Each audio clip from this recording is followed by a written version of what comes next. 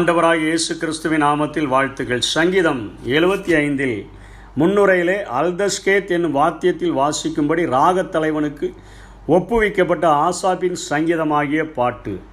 அல்தஸ்கேத் என்பது அழிக்காதிரும் என்று பொருள்படக்கூடியதாக இருக்கிறது. அப்படிப்பட்ட வாத்தியத்தில் வாசிக்கும்படியாக ஆசாப் எழுதின சங்கீதம் என்று இந்த பகுதி எழுதப்பட்டிருக்கிறது. 73ஆம் அதிகாரத்திலே துன்மார்க்கனையும் தன்னுடைய வாழ்வை ஒப்பிட்டு பார்க்கும் பொழுது அத்தனை விசனப்படக்கூடியவராக வருத்தப்படக்கூடியவராக இருந்தவர் தேவ சமூகத்திலே சென்று அந்த பரிசுத்த பர்வதத்தில் ஆண்டவருடைய வெளிச்சத்திலே தன்னை பார்க்கும் பொழுது துன்மார்க்கனுடைய அழிவையும் நான் தேவனை அண்டிக் கொண்டிருப்பதே நலம் என்பதையும் ஒத்துக்கொண்டதாக நாம் பார்த்தோம். 74வது சங்கீதத்திலே நெடுங்காலமாய் பாழா கிடக்கிற அவருடைய தேசத்தை பார்த்து, எருசலேம் ஆலயத்தை பார்த்து, எருசலேம் நகரத்தை பார்த்து அத்தனையாய் கலங்கினவராக, ஆண்டவரே நீர் எப்பொழுது எங்களுக்கு விடுதலை செய்வீர் என்று சொல்லியெல்லாம் அவர் ஒரு தனிப்பட்ட வாழ்விலே அத்தனை ஏக்கமுடையவராக, தனிப்பட்ட வாழ்விலே ஒரு எழுப்புதலின் மீட்சி அடைந்தவராக, தேசத்தில் அப்படிப்பட்ட காரியங்கள் நடக்க வேண்டும் என்பது போல அவர் ஜெபித்ததாக நாம் பார்த்தோம். இந்த அதிகாரத்திலே அவர் ஆண்டவருடைய நாமம், ஆண்டவர் சமீபமாக இருக்கிறார் என்று சொல்லி, துன்மார்க்கர் என்று சொன்னால் அவர்கள் துணிகரமான பாவங்களை செய்கிறவர்கள் மாத்திரமல்ல, இந்த சங்கீதங்களிலே சொல்லப்படுகிற காரியங்களை செய்கிறவர்களும் துன்மார்க்கர் என்று சொல்லி எந்த திசையிலிருந்து ஆசீர்வாதம் வரும் என்பது போல பேசி கடைசியாக நானோ எந்த காரியத்தை செய்வேன் என்று இந்த பகுதியை அவர் முடிக்கிறதை பார்க்கிறோம். முதல் வசனத்திலே உமது நாமம் சமீபமாக இருக்கிறது என்று உமது அதிசயமான கிரியைகள் அறிவிக்கிறது என்று சொல்லுகிறார். இன்றைக்கு அநேக நேரங்களிலே நாம் ஆண்டவரை கடவுள் என்று அழைக்கிறோம். கடவுள் என்றால் பொருள் என்ன? கடந்து நிற்கிறவர். என்னுடைய வாழ்வினுடைய எல்லா பகுதிகளையும் தாண்டி அவர் தூரத்தில் நிற்கிறவர் என்பது போலத்தான் அதனுடைய அர்த்தம் உடையதாக இருக்கிறது. நாம் அதனால் அதிகமாக கிறிஸ்தவர்கள் கடவுள் என்கிற வார்த்தையை நாம் யூஸ் பண்ணுவதில்லை. கர்த்தர் சமீபமாக இருக்கிறார் என்று தான் நாம் படித்திருக்கிறோம். சங்கீதம் 145:18 தம்மை நோக்கி கூப்பிடுகிற யாவருக்கும், உண்மையாய் தம்மை நோக்கி கூப்பிடுகிற யாவருக்கும் அவர் சமீபமாக இருக்கிறார் என்று சொல்லி பார்க்கிறோம். உமது நாமம் சமீபமாக இருக்கிறது என்று முதல் வசனத்திலே சொல்லுகிறார். ஏசாயா 50:8 என்னை நீதிமானாக்குகிறவர் சமீபமாக இருக்கிறார் என்று ஏசாயா தீர்க்கதரிசி குறிப்பிடுகிறார். 51 ஏசாயா 51:5 என் நீதி சமீபமாக இருக்கிறது. 56:1 என் நீதி வெளிப்படவும் சமீபமாக இருக்கிறது என்றெல்லாம் ஆண்டவர் மிகவும் நமக்கு அருகில் இருப்பதாக பழைய ஏற்பாட்டு பரிசுத்தவான்கள் அவர்கள் உணர்ந்தபடியினாலே இந்த வார்த்தைகளை அவர்கள் அறிக்கையிடுகிறதை பார்க்கிறோம். இன்றைக்கு நம்முடைய வாழ்க்கையிலே ஆண்டவர் நம்முடைய சரீரத்தை ஆலயமாக கொண்டபடியினாலே, நமக்குள்ளாய் அவர் வாசம் பண்ணுகிறபடினாலே, நமக்குள்ளாக அந்த விலையேற பெற்ற பொக்கிஷத்தை நாம் பெற்றிருக்கிறோம் என்று சொல்லி புதிய ஏற்பாட்டின் விசுவாசிகளாகிய இயேசு கிறிஸ்துவுடைய இரத்தத்தினால் கழுவப்பட்ட நமக்கு இத்தனையான ஒரு பெரிய பாக்கியம் கிடைத்திருக்கிறது. அவருக்குள் அசைகிறோம், அவருக்குள் நாம் நடக்கிறோம், அவருக்குள்ளாக நாம் எல்லா காரியங்களையும் நாம் செய்கிறோம்.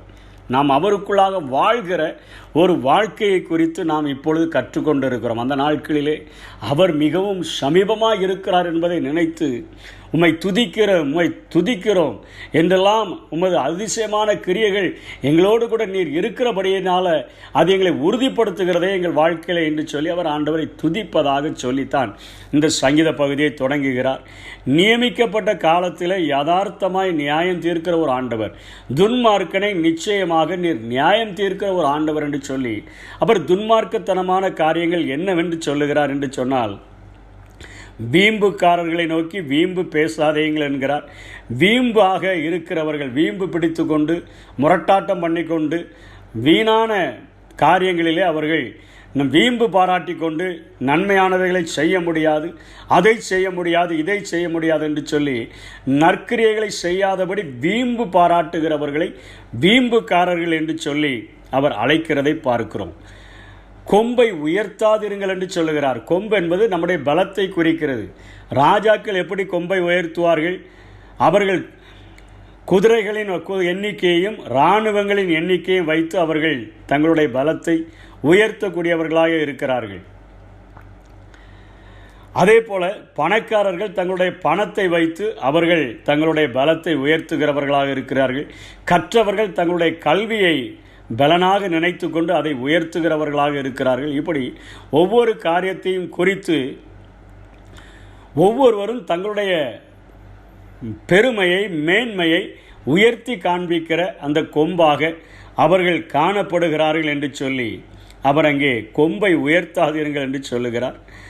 இருமாப்புள்ள கழுத்துடையவர்களாய் பேசாதீருங்கள். இருமாப்புள்ள கழுத்துடையவர்கள், பெருமையானவைகளை பேசுகிறவர்கள், இருமாப்பாய் இருக்கிறவர்கள், இருதயத்தில் அத்தனை வைராக்கியம் வைத்து கொண்டு அத்தனை காரியங்களை இருதயத்தில் பதித்து கொண்டு இருமாப்பாய் இருக்கிறவர்கள், ஓப்பன் ஹார்ட்டடாக இல்லாமல் இருதயத்தை அமுக்கி வைத்து கொண்டு அநேக அக்கிரமங்களை உள்ளத்திலே சேர்த்து வைத்து கொண்டு அவன் அப்படி செய்தானே இப்படி செய்தானே அவனுக்கு நான் இதை எப்படி செய்ய முடியும் என்பது போல இருமாப்பாக இருக்கிற இது அந்தரங்கமான ஒரு பாவத்தை குறிக்கக்கூடியதாக இருக்கிறது. இதையும் வேதம் துன்மார்க்கன் என்றே அழைக்கிறதாக அவர் சொல்லுகிறார். வீம்பு பாராட்டுகிறவர்கள், வீம்பு பேசுகிறவர்கள், கொம்பை மற்ற காரியங்களில் உயர்த்தி காண்பிக்கிறவர்கள், அதே போல இருமாப்புள்ள கழுத்துடையவர்கள், இவர்கள் துன்மார்க்கர்கள்.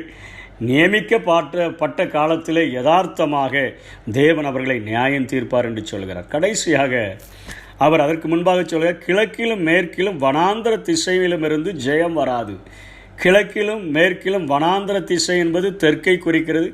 அங்கிருந்து ஜெயம் வராது, ஆனால் எனக்கு வடக்கு திசையிலிருந்து ஜெயம் வரும் என்பது போல அவர் காண்பித்திருக்கிறதை நாம் பார்க்கிறோம். ஏசாயா 14 அதிகாரம் 13 வசனத்திலே வடபுறத்தில் உள்ள ஆராதனை ஸ்தலங்களிலே அந்த வீற்றிருக்கக்கூடிய அந்த ஆராதனை கூட்டத்தின் நடுவிலே வீற்றிருக்கக்கூடிய சிங்காசனத்தில் அமர்ந்திருக்கக்கூடிய அவருடைய சிங்காசனத்துக்கு சமமாக என்னுடைய சிங்காசனத்தை உயர்த்துவேன் என்று சாத்தான் சொன்ன பொழுதுதான் அவன் கீழே அவன் தள்ளப்பட்டான் என்று பார்க்கிறோம். ஆண்டவர் வடபுறத்தில் உள்ள வடதிசையில் உள்ள பூமியிலிருந்து வடக்கே இருக்கக்கூடிய பரலோகத்தில் தன்னுடைய சிங்காசனத்தை அமைத்து அங்கே தூதர்கள் இரவும் பகலும் மூப்பர்களும் ஓயாது பரிசுத்தர் பரிசுத்தர் என்று வாழ்த்துகிற அந்த சிங்காசனத்திலே அமர்ந்திருக்கிறபடியினாலே அவரிடத்திலிருந்து வடதிசையிலே சிங்காசனமிட்டு அமர்ந்திருக்கிற என் ஆண்டவர் ஒருவரிடத்திலிருந்து மாத்திரமே